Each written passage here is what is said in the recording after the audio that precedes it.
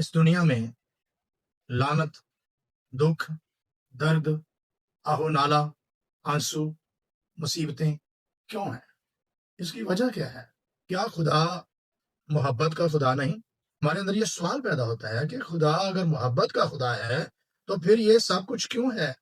इंसानियत दुख और मुसीबत में, परेशानी में, यहाँ तक कि दुनिया हादसात के सबब से मर रही है। तबाही मौत लोग मर रहे हैं।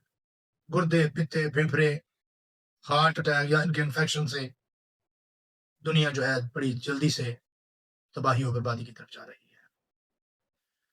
सो हम ये सीखेंगे कि ऐसा क्यों है।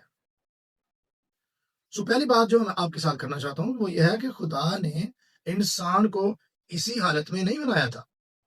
खुदा ने इंसान को कामिल बनाया था, और जब खुदा ने इंसान को कामिल बनाया तो इंसान के अंदर ना लानत, ना कोई दुख, ना दर्द, ना मुसीबत, ना आफत, ना परेशानी, ना आंसू, ना आओ नाला, ऐसी कोई चीज नहीं थी।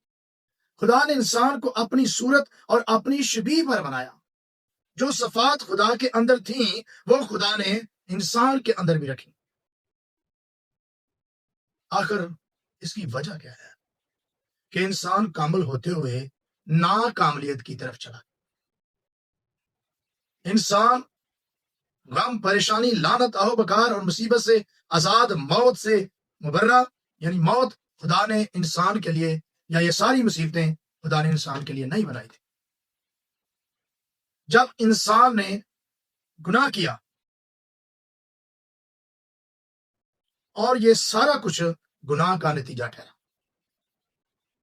जब हमारे बुजुर्ग आदम और माँ हवा से नाफरमानी हुई, उन्होंने हुक्म को तोड़ा, गुनाह कर बैठे, तो ये सारी बातें उनकी जिंदगी के अंदर आ गई।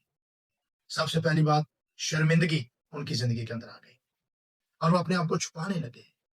वो खुदा को फेस नहीं कर रहे क्योंकि वो शर्मिंदा हैं। शर्मिंदगी ने उन्हें घेर लिया है।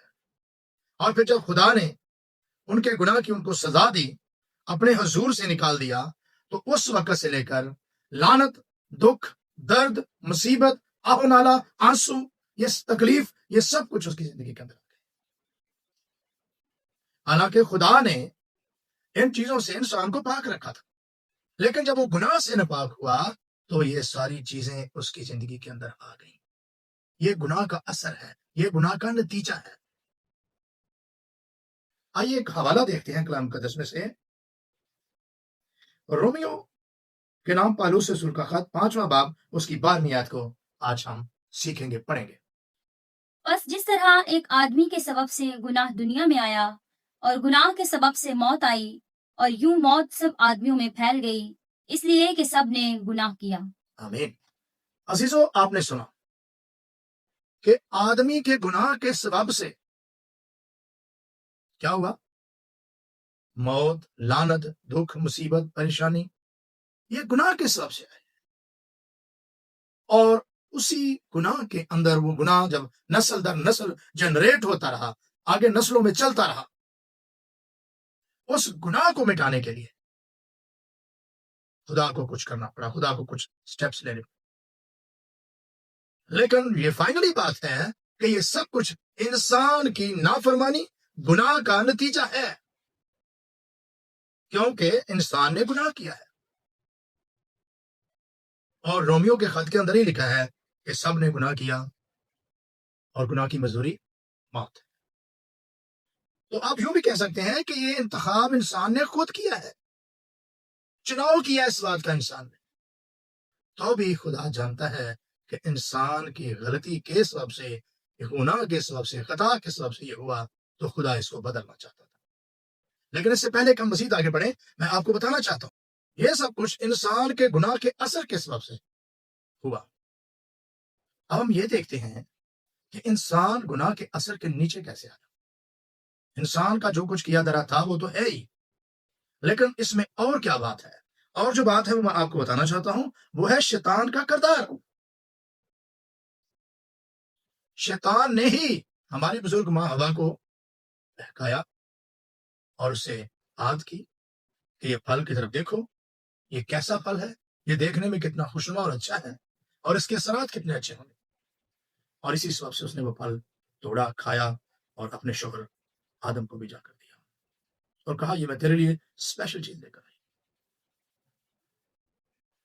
اور اس میں انسان کے ساتھ ساتھ شیطان کا کردار ہے جس نے انسانوں کو ورگلایا. اور آج بھی شیطان اپنے کردار کو ادا کرنے سے ماند نہیں پڑا, وہ سست نہیں ہوا, وہ کمزور نہیں پڑا, اور بڑی تندی کے ساتھ, بڑی تیزی کے ساتھ, بڑی پاور کے ساتھ, طاقت کے ساتھ وہ آج بھی اپنا کردار ادا کر رہا ہے.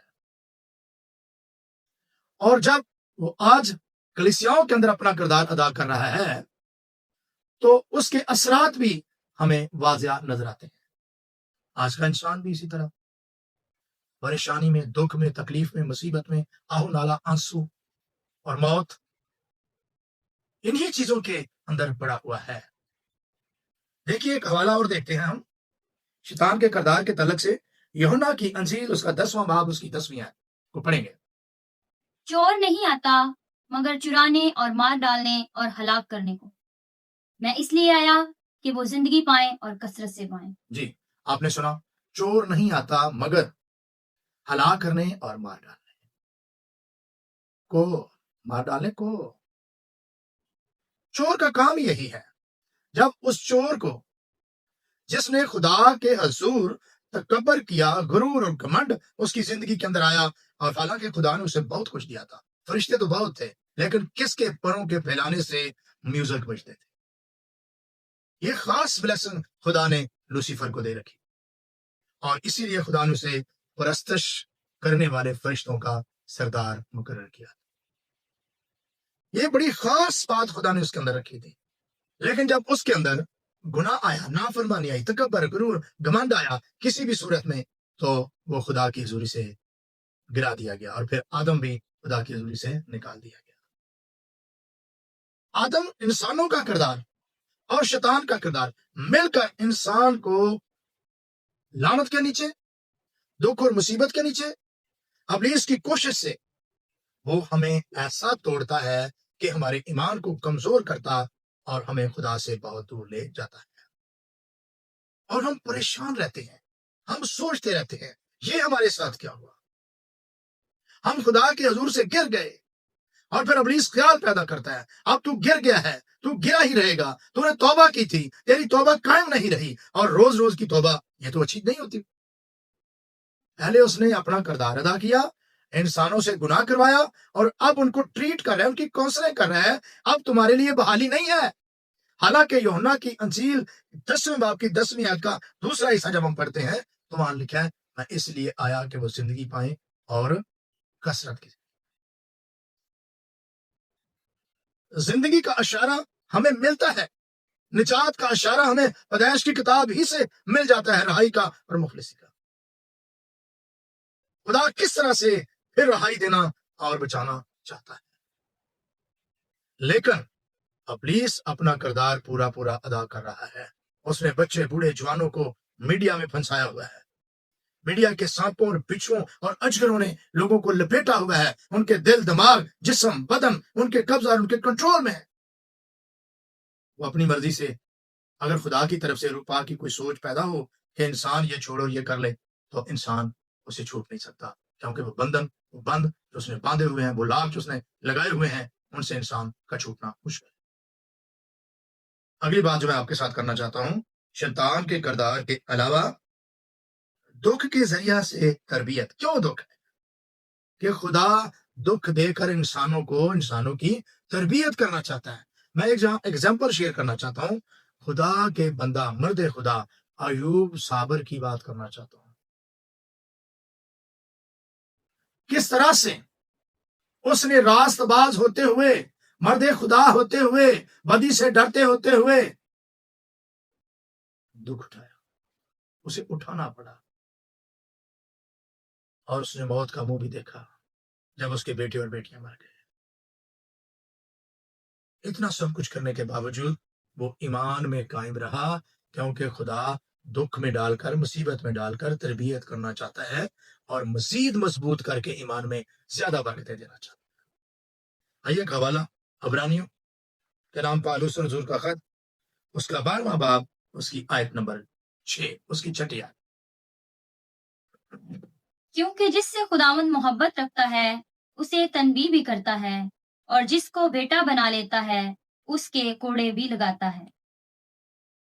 اس کو کوڑے بھی لگاتا ہے. کیسی بات ہے؟ ہم یہی سوچتے رہتے ہیں شاید یہ ہمارا مقدر ہے، لیکن اس سختی میں بھی، اس تنبیہ میں بھی ہماری نصیحت ہے، تربیت ہے. اسی لیے تو کلام میں لکھا ہوا ہے کہ اپنے بچوں کی کلام مقدس کے مطابق نصیحت دے دے کر تربیت کرو،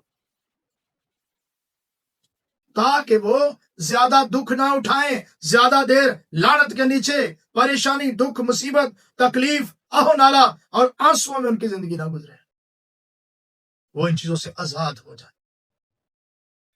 کیا ہم سوچتے ہیں کہ کیا ہماری ساری زندگی ایسے ہی گزرے گی؟ کیا یا خدا ہمیں ساری زندگی تربیت ہی کرتا رہے گا؟ ہاں، تربیت کا کچھ وقت ہے.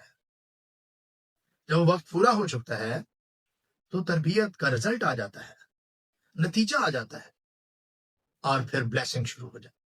آپ کے ساتھ ایک وعدہ کی بات کرنا چاہتا ہوں جس کو ہم مستقبل کی امید کہہ سکتے ہیں،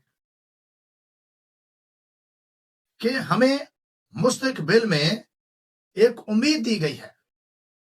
آپ اس کو برائٹ فیوچر کہہ سکتے ہیں، گولڈ فیوچر کہہ سکتے ہیں، سنہرا مستقبل کہہ سکتے ہیں. آپ اس کو خدا نے بہت بڑا وعدہ کیا اپنے بیٹے یسوع مسیح کے وسیلہ سے نجات دینے کا، اور وہ اس نے دی آج سے کئی ہزار سال پہلے. خدا یسوع مسیح دنیا میں آئے نجات دہندہ کے روپ میں، آ کر انہوں نے گناہ کی وہ دیوار گرائی، جدائی کو ختم کیا، خدا اور انسان کی صلح کروائی، اپنا فدیہ، اپنا کفارہ، اپنا لہو بہا کر، اپنی جان دے کر یسوع مسیح نے سب کچھ کیا، اور کہا جو مجھ پر ایمان لائے گا ہلاک نہ ہوگا بلکہ ہمیشہ کی زندگی پائے گا. اور ایک وعدہ، ایک امید مستقبل میں. مکاشفہ کی کتاب اس کا 21واں باب اور اس کی 4 آیت کو کلام مقدس میں سے ہم سنیں گے. اور وہ ان کی آنکھوں کے سب آنسو پونچھ دے گا، اس کے بعد نہ موت رہے گی اور نہ ماتم رہے گا، نہ آہو نالا، نہ درد، پہلی چیزیں جاتی رہیں۔ آمین. آپ نے وعدہ کو سنا کہ پھر خدا آپ ان سب کے آنسو پونچھ دے گا، وہ ان کا خدا ہوگا، اور نئے عہد نامہ کے پریولیج کے مطابق وہ باپ ہی ہوگا. وہ اپنے بچوں کے آنسو پونچھ دے گا، ان کو لعنت کے نیچے سے، دکھ، درد، تکلیف، آہو نالا، آنسوؤں میں سے نکال کر ہمیشہ کی خوشی میں شامل کرے گا. اے میرے باپ کے مبارک، آؤ میری خوشی میں شریک، اس بہت بڑی خوشی میں، آسمان کی بادشاہی کی ہیپینس میں، آسمان کی بادشاہی کی بلیسنگ میں وہ داخل کرے، شامل کرے. یہ بہت بڑا وعدہ ہے، بہت بڑی امید ہے ہمارے مستقبل کے لیے، آنے والے وقت کے لیے. لیکن اس کو ہم نے کلیئر ابھی کرنا ہے، اسی دور میں کرنا ہے، اس زندگی میں جیتے جی ہم نے اس بات کے لیے اپنے آپ کو تیار کرنا ہے. یسوع مسیح کے لہو کی قدر کرنی ہے، اس کو اپنے اوپر لینا ہے، اپنے آپ کو پاک کرنا ہے، اور یسوع مسیح کی طرح راست بازی کو پورا کر کے آسمان کی بادشاہی میں جانے کی تیاری. یہ نتیجہ ہے آج کے میسج کا، پیغام کا. انسان کے گناہ کا اثر، پہلی بات. دوسری بات، شیطان کا کردار. اور تیسری بات، دکھ، مصیبت کے ذریعہ سے نصیحت کرنا، تربیت دینا. اور چوتھی بات، اچھے مستقبل کا وعدہ. ان چیزوں پر ہمیں غور کرنا ہے، اور اس پیغام کو آپ نے سنا ہے. اگر اس پیغام کو غور سے سننے کے سبب سے اس پیغام نے آپ کے دل کو چھوا ہے تو آج کی اس ویڈیو کو لائک اور شیئر کریں تاکہ دوسروں کو بھی اس کلام کے سبب سے برکت مل سکے، اور ہمارے چینل کو سبسکرائب کرو. خدا آپ کو برکت دے. آمین.